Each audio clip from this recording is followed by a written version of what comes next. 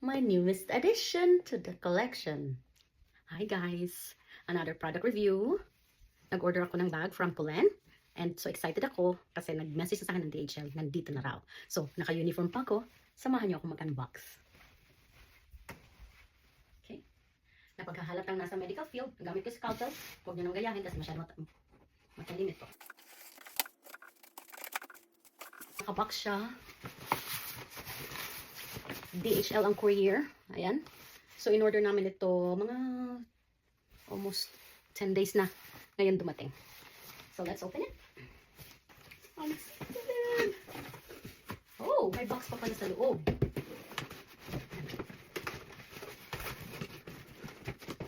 So, ito delivery box lang. Meron talaga siyang sarili niyang box. Look, how gorgeous. It's sturdy. Matigas. Pero wala siyang pangalan sa labas. So, let's open it.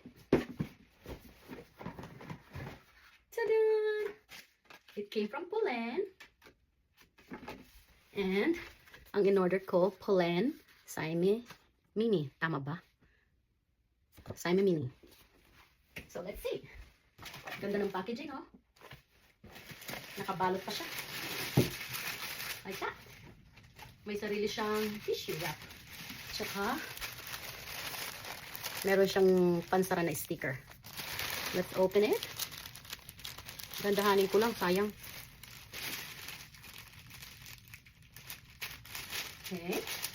And it has a dust bag. Nasa dust bag siya.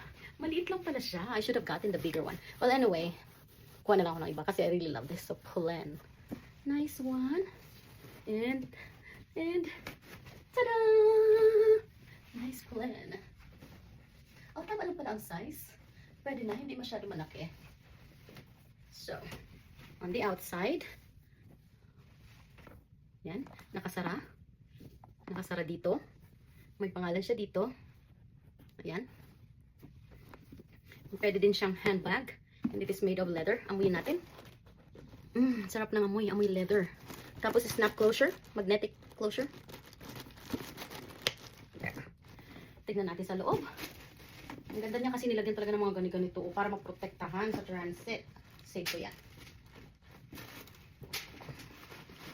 Tsaka may ganito. So, ito yung inside niya. Ganda. Parang gamusa ang lining niya. Gamusa lining. Yeah. It's leather to leather din ang lining niya. And, meron siyang kasamang pouch.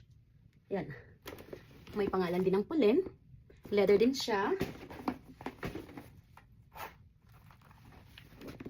Parehas ng quality ng isang bag. Ng bag mismo. Maganda. And of course, may babasahin.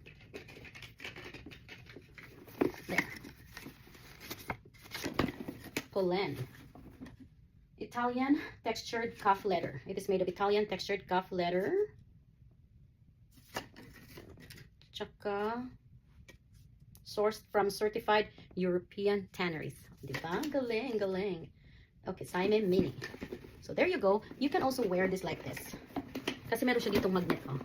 May magnet. So, nagpo-close siya ng ganyan. Or you can open this like this. Mag-magnet pa rin siya dyan. Let's try the other side. And then, close it like that. Parang mas malaki ang laman.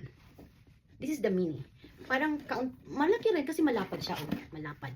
But, I guess I prefer the bigger one next time. Maganda lang siya pang lakad-lakad.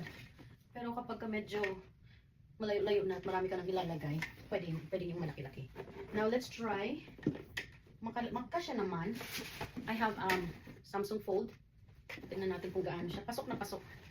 Pasok na pasok siya. Magazine. Subukan natin ang maliit na A4 magazine size. This is magazine size.